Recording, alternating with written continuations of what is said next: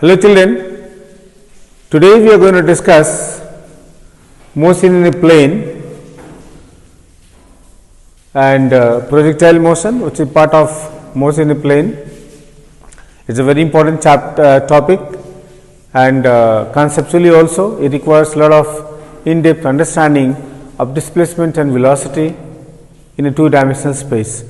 You have already done motion in two-dimensional space, but we will just briefly touch upon the displacement and velocity part of motion in two-dimensional space, okay, and then we will continue with what is projectile motion. So, under this we will be doing motion in a two-dimensional space. What is motion in a two-dimensional space? Let us see here xy plane. A particle is moving in the xy plane like this, and suppose at a given instant is located at a point P and the coordinate of P are x comma y. Then you can see at a given instant it is a displacement along x axis and also a displacement along y axis, right. Let us say the particle starts its motion of point O and reaches in point P in a given time interval t. So, very clearly in time t it is travelling distance x along x axis and the same time it is travelling distance along y axis. So, when we will be considering motion in a two-dimensional space, remember we will have to study motions along x axis and y axis also. Motion along x axis by convention we call horizontal motion, and motion along y axis is called what? Vertical motion. So, in xy plane the displacement will be, I am just revising the concepts. R is written as xi plus yj. We can also write R is equal to rxi plus ryj, where rx is displacement along x axis and ry is displacement along y axis. Now, if you want to find out magnitude of this displacement, then R will be equal to, magnitude of R will be Rx square plus Ry square, which you have done already, and tan theta will be Ry divided by Rx. This you can also write this as x square plus y square. This will be written as y by x. So, this will be instrumental for us. Suppose you have another situation in which a particle moves from point x1 y1 to x2 y2. Let us see this situation now. A particle moves from x1 y1 to x2 y2. This is point A and this is point B. Clear? Obviously, position of A is r1 and position vector for B is r2. So, if a particle moves in two-dimensional space from x1 y1 to x2 y2, then net displacement delta r is written as x2 minus x1 into I plus y2 minus y1 into j. You can write this as delta r equals to delta x I plus delta y j. I and j operators we are using. So, you can calculate displacement in two-dimensional space. Magnitude of this displacement will be root over delta x square plus delta y square. And similarly, like before, direction will be tan theta is equal to delta y by delta x. Right. So, we can calculate how much the net displacement. Just as the particle is having at given instant displacement along x axis and y axis, here also you can see there is a displacement along x axis and there is displacement along y axis. So, since the particle has got two displacements, it must also have two velocities. So, we have velocity in two-dimensional space. Velocity along x axis is delta x I by delta t, displacement along x axis divided by time, and velocity along y axis will be delta y j by delta t. Now, if I divide this equation both sides by delta t, then this will give me the velocity along the net velocity of the particle in xy plane. Like we said, delta r is equal to delta xi plus delta y j. If I divide both sides by delta t, then delta r by delta t will be equal to delta x by delta t into I cap plus delta y by delta tj, right? And we know this is overall velocity v is equal to, we have vxi plus vyj. Now, this is a very interesting expression that we got in 2 dimensional space. V will be equal to vxi plus vyj, 2 velocities the particle is having at the same time. Magnitude of velocity will be root over vx square plus vy square, and tan theta will be equal to v by vx. Okay. So, in 2 dimensional space, we saw how we will calculate displacement of the particle, and we also saw how we will calculate velocity. Remember once again, then wherever a particle move in 2 dimensional space, it will be describing motion along x axis also and y axis also, right. Once you understand this, then we can start with what is a projectile. Let us see what is a projectile.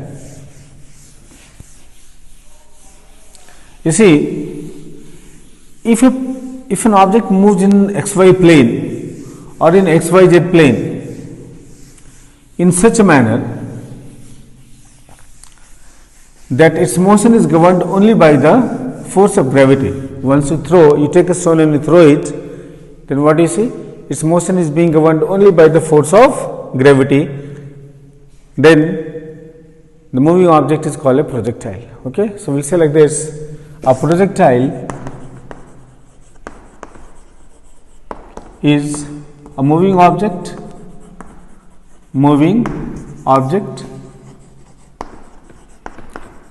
whose motion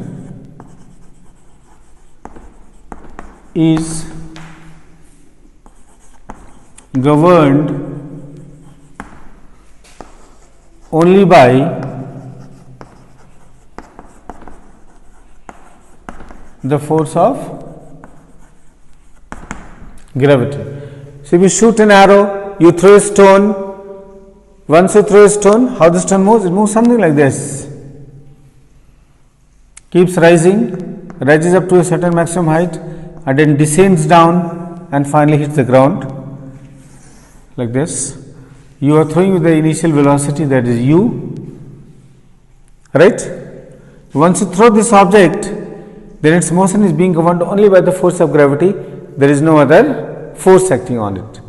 However, if you fire a rocket and the rocket has an engine to power it, then it will not be a projectile, because there will be an external force apart from the force of gravity acting on the rocket, right. So, you understand, a projectile is a moving object whose motion is governed only by the force of gravity. Okay. Now, children will be understanding certain key terms. There are certain key terms. Once I understood what is a projectile, base example of projectile is an object moving the xy plane.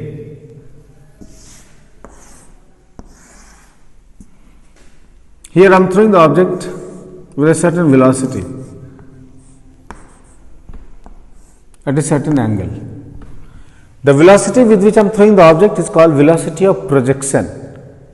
I take a stone and I throw it, then the velocity with which I throw is called velocity of projection. U or V0 is called velocity of projection,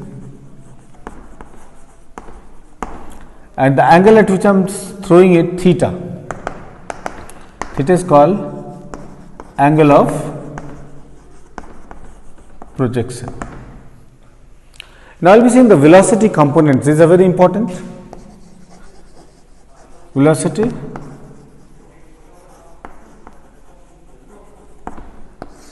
These velocity components will be very important for you to understand. Like I said, when this projectile is moving, suppose the projectile is here, let us understand this. Is at a point P, I let U this side, P x comma y. So clearly children, it is describing horizontal distance x and a vertical displacement y. So since the projectile is having two displacements at the same time, it must also have two velocities, right? So let us see this. I am projecting the projectile with the velocity u, then its horizontal component will be showing by ux, this is x, and the vertical component will be showing by uy. Ux means initial velocity along x axis and ui is the initial velocity component along y axis. Now, you can clearly see by resolving that ux will be u cos theta and this will be constant. Now, it is important for you to know, very important to know why this is constant.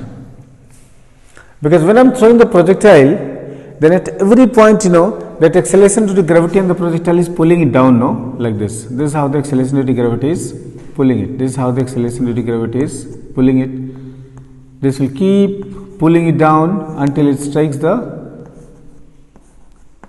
ground at some point here. So you can see that during entire motion of this projectile, acceleration due to gravity is acting on it, but in which direction? Downwards. That means acceleration due to gravity is going to affect which component? Vertical component, right? So vertical component is very important for you to know, which is u sin theta will be variable. It will be variable. For this motion, acceleration will be 0, and for this motion, acceleration will be how much? Minus g. So ax will be 0 and ay will be how much? Minus g. It is to be kept in mind as long as you study projectile. Very important terms, ux and uy. So motion along x axis will be uniform motion. Uniform motion, there will be no acceleration, and uy will be a variable motion with a constant acceleration. That is what? A is equal to minus g. Clear? There are certain other key terms that we will be using. Range of a projectile, we denote it by r. So what is the meaning of range of a projectile? Suppose I am throwing a projectile at point O. Let us see another diagram. This diagram is not clear, so we will be drawing it here. I am projecting a projectile with initial velocity u at an angle theta. So this projectile moves with a horizontal velocity ux, and ux is children what? Constant, and vertical velocity ui, this is variable. And once the motion ceases, then it strikes the ground at some point here. This displacement along x axis is known as range. Okay. So range is the displacement of the projectile in its time of flight. Now there is another term that we will be using. So what is the range? Horizontal displacement or net displacement in time of flight. Now, I have used this again another term, net displacement. Now, you have to be very careful. Net displacement, why? It may not be a level surface like this. We may have a situation in which I am projecting a projectile and the projectile hits here an inclined surface. This is called inclined projectile. So, this will be the range. This will be the range. But generally, if you have a level ground, then this will be the range. But either way, displacement in one time of flight means one complete motion will be called what? Range of the projectile. Now, this is another term, height of the projectile. Height of the projectile will be denoting by h. What is height of a projectile? Let us understand this carefully, and you have to understand this concept also. I am projecting a projectile at point O, you can see here also, clear? Acceleration due to gravity at every point is acting where? Downwards, right? But as the projectile goes up, let us understand this, like we said, during motion of projectile, its horizontal component remains same everywhere. Why? Because there is no force acting in the horizontal direction, but its vertical velocity goes on decreasing because the gravity is pulling it all the time. As the projectile goes up, see here at this point, it has a horizontal velocity and also has a vertical velocity. At this point also it has a horizontal velocity and vertical velocity. But its vertical component of velocity goes on decreasing, and when it reaches maximum height, then its vertical velocity Vy becomes 0. Horizontal velocity remains unchanged, like we said, it is uniform. Vertical velocity goes on decreasing, and at the maximum height, the final component of vertical velocity becomes 0. Because if it is not 0, it will go higher. So, the maximum height, the conceptual clue is that maximum height Vy will be 0, but Vx will not be 0. So, see till here the vertical velocity was always directed where? Upwards. But when the projectile started descent, then see this is horizontal velocity, this is vertical. Now, vertical velocity component is downwards during descent. This is what is happening, right? So, the projectile moves from here to here. This maximum vertical displacement is called height of the projectile. So, height of the projectile is what? Maximum vertical displacement is called height of the projectile. And what is the clue for maximum maximum displacement along vertical direction? Vy will be equal to 0. So, this clue will be using. You can always take a screenshot and write down copy the board work. It will be very important actually for you. So, once you understood this motion,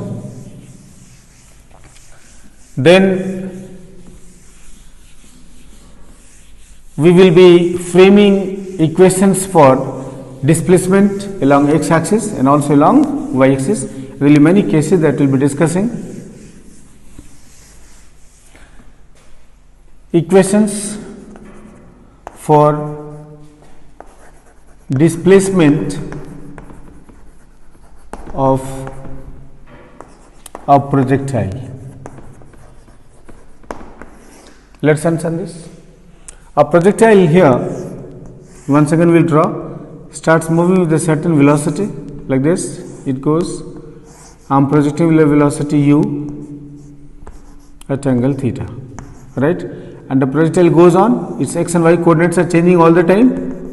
Here it is at a point x comma y. This is horizontal displacement x and this is vertical displacement y.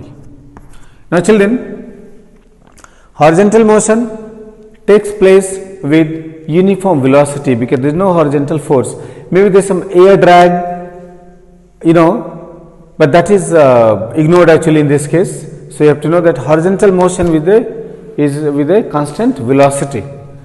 So, number 1,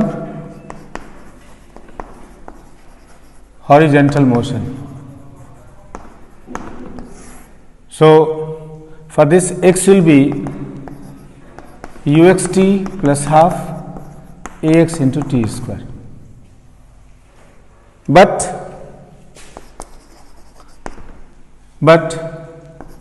ax is equal to 0. Why? Uniform velocity. Along x-axis there is no acceleration. So children, x will be equal to ux into t, and there will be a single equation that we will be using. X is equal to u cos theta into t. So this should be kept in mind. X is equal to u cos theta into t, because horizontal motion takes place with uniform velocity. Keep in mind, when you calculate range, we will be using this concept. Okay. Number 2, equation for vertical motion.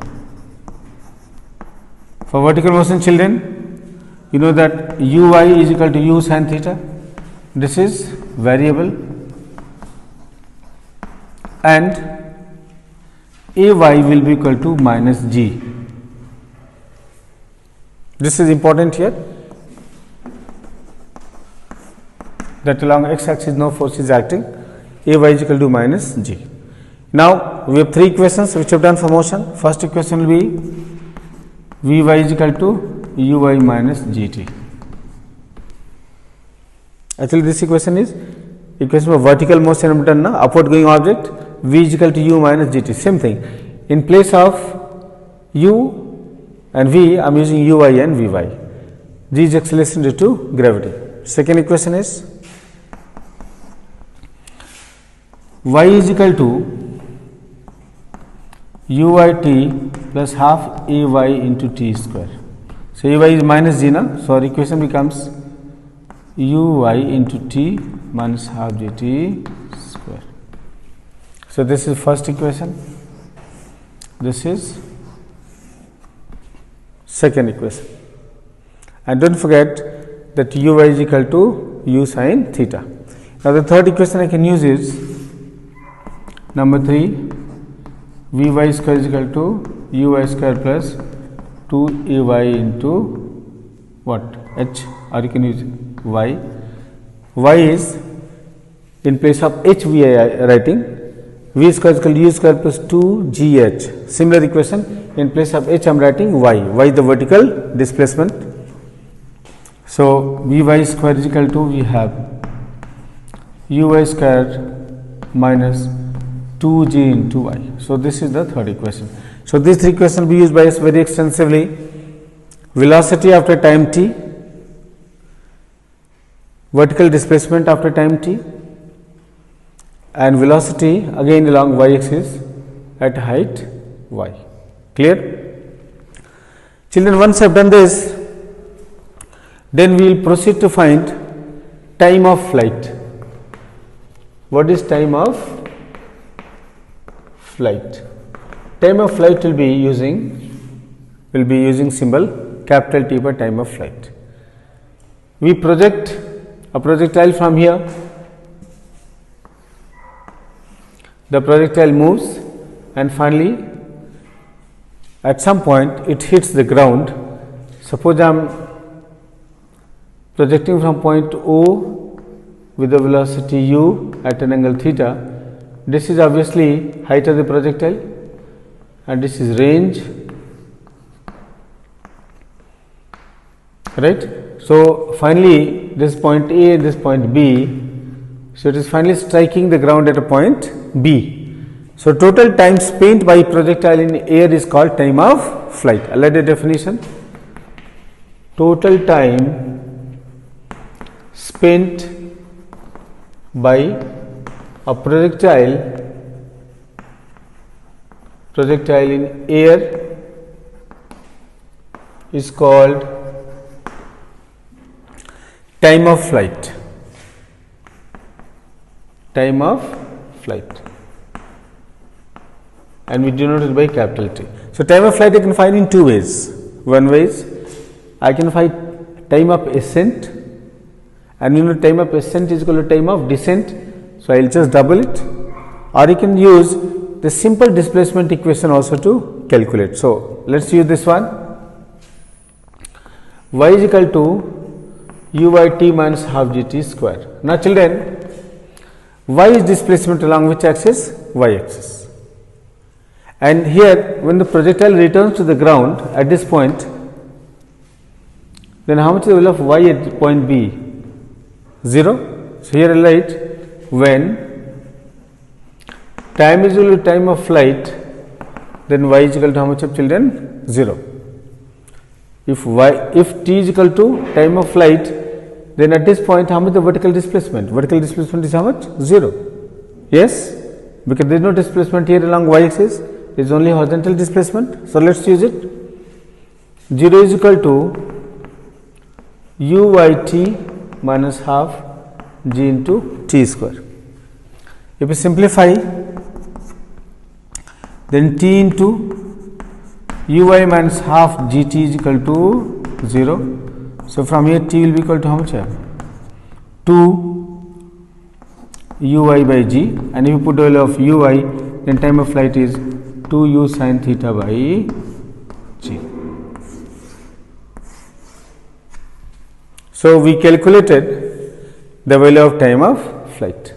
So you familiarize with this important equations of motion of a projectile, and we did a derivation for time of flight of projectile. And remember, the time of flight of projectile will depend on the value of theta.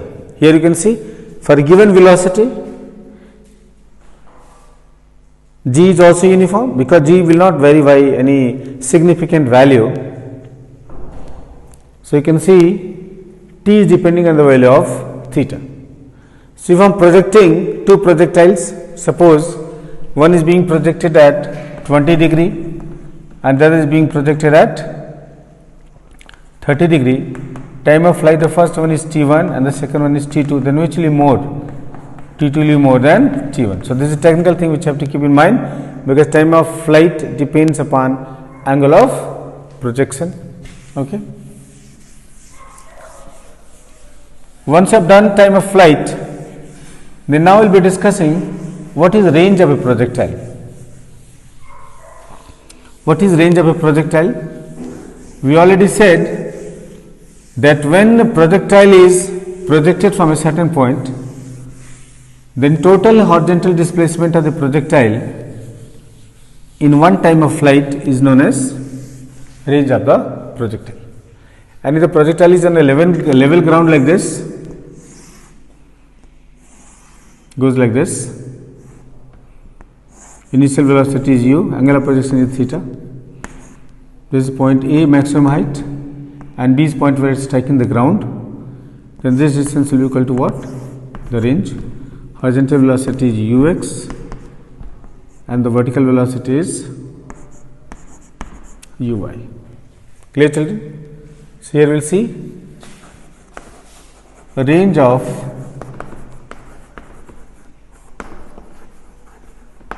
a projectile, range symbol is r.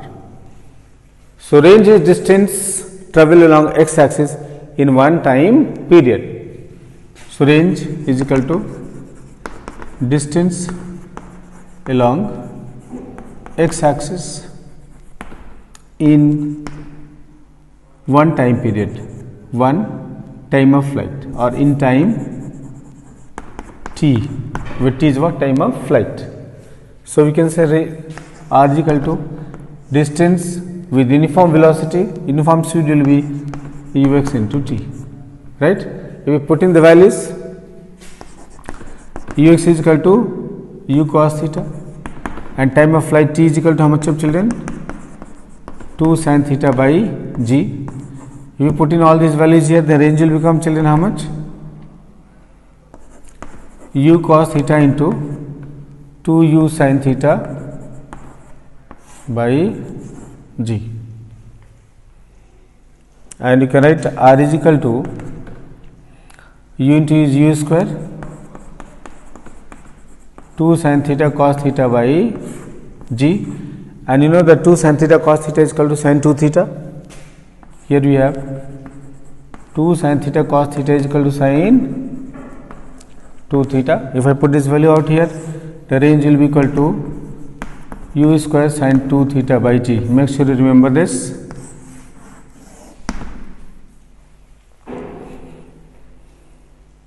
Clear? u square sin 2 theta by g. Now, there is another formula that also we can get. We know that u cos theta is equal to ux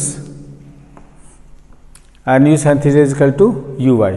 So, we can also get another formula r is equal to 2 ux uy by g. Now, this is a very handy formula. Sometimes they will give you the horizontal and vertical velocity components, they will ask you for the range. So, if they ask you, you can use this equation directly. Clear? Now, here children, we have a special case that we should discuss. Special case. Special case. You see, the range of a projectile will be same for complementary angles. Complementary angles means two angles whose sum is how much? 90. So, special case is number 1, range is same for angles theta and 90 minus theta.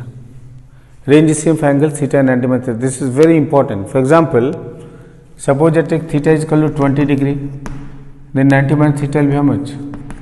90 minus 20 is equal to 70. So, 70 and 20 are complementary angles. They can ask you, in which case the range will be more.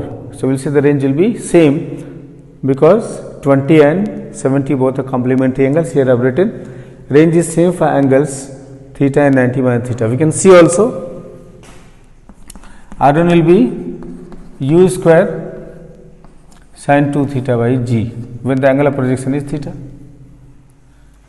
When angle of projection is 90 minus theta, children, the range R2 will be u square sin 2 into 90 minus theta by g. R2 will be u square sin, if you multiply, it will be 180 minus 2 theta by g, and you know that sin 180 minus a is equal to sin a. So, we get R2 is equal to u square sin 2 theta by g. Again here I will make this equation 1 and this equation 2. So, if I compare 1 and 2, so we have R1 is equal to R2. That means, range is same for angles of projection theta and 90 minus theta. Okay. So, range will be same for 30 degree and 60 degree, same range, same range. If I take angles at 40 degree and 50 degree, here also range will be same. So, bear in mind, if the angles of projection are complementary angles, the ranges will be same. Now, we will see special case 2. Special case 2. Range is u square sin 2 theta by g. Suppose you are a cricketer and you are doing boundary, you are doing fielding and you are placed at the boundary. A ball comes to your fielding, you have to throw it to the what? Maximum distance, so that it is able to reach the keeper. So, your u and g are constant. You want to maximize the what? Range. So, the second case is for maximum range R max. For maximum range, you can see the value of range is depending on the value of sin 2 theta, because u and g are not changing. So, for maximum range, sin 2 theta should be maximum, and maximum value of sin 2 theta is how much you have? 1. Yes. And how much is this? This is sin of 90 degree. So, 2 theta is equal to 90 degree. So, theta will be how much we have? 45 degree. So, if you are a fielder fielding in cricket, then you have to throw the ball at what angle from horizontal? 45 degree. So, that the range will be maximum. So, we will say hence range is maximum at theta is equal to 45 degree, and maximum range will be what, children? R max will be u square sin 2 theta is 1 by g. So, maximum range is R max is equal to u square by g. Okay. So, we discussed, children, what is range of a projectile,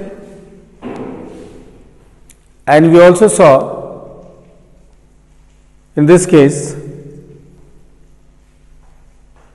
the situation in which the range can be maximized. If you are a long jumper, you should jump at what? 45 degrees, so that you can reach the maximum range. Yes.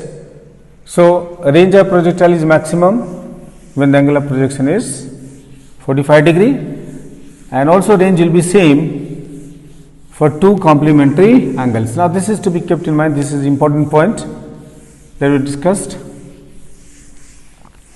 Now, once you have done this, children, then we will proceed with height of a projectile. Whenever we throw a projectile, the maximum displacement of the projectile will be what?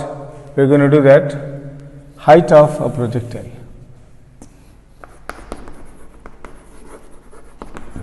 Height of a projectile, we denote it by h. Okay. Now, for calculating height of projectile, we know we already have the clue. Then at the maximum height here, the vertical component of velocity becomes how much? 0. Okay. I am projecting with the velocity u. Many textbooks, in place of u, they also write v0. So, you can make the necessary modifications. Where I am writing u, you can write what? v0. Make sure you take screenshots and copy all the notes on the board. We will say here, at the maximum height, children, Vy will be how much you have? 0. Okay. Now, we did equation for vertical motion projectile, Vy square is equal to u square minus 2gy. So, we know that Vy is equal to how much you have? 0, and y is equal to h. If I modify this equation with this information, then I find 0 is equal to uy square minus 2gh.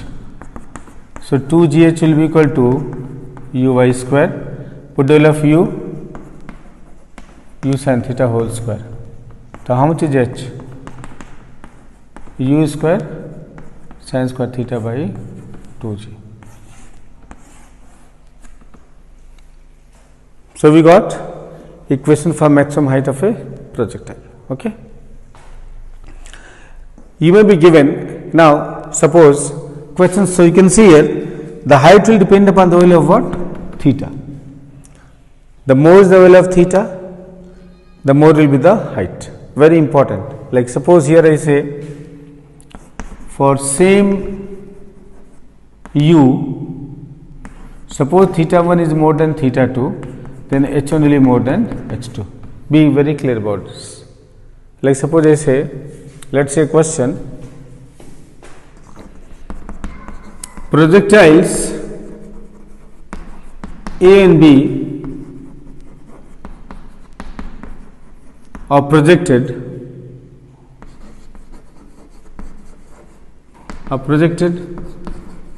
from the same point, with same velocity of projection,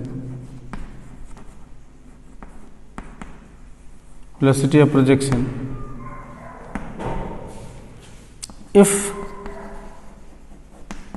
their angles of projection are,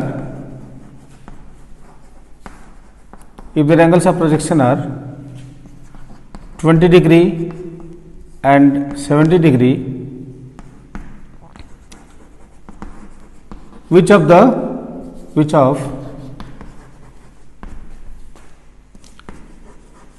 following is correct? They will give you options.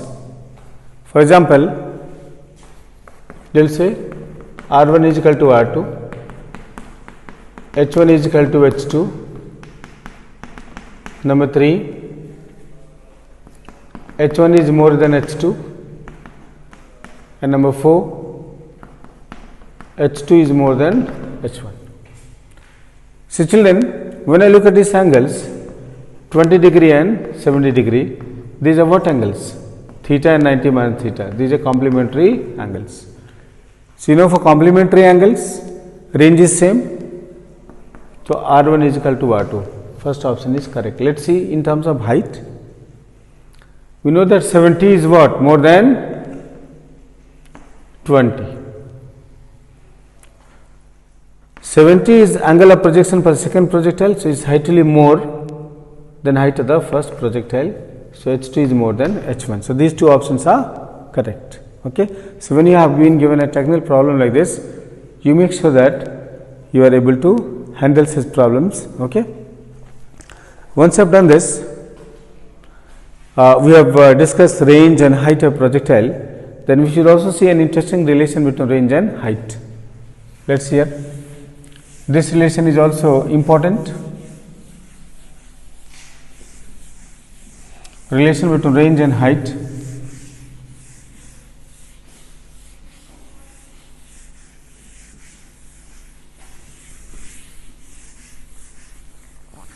It's a technical relation which will be using shortcut formula.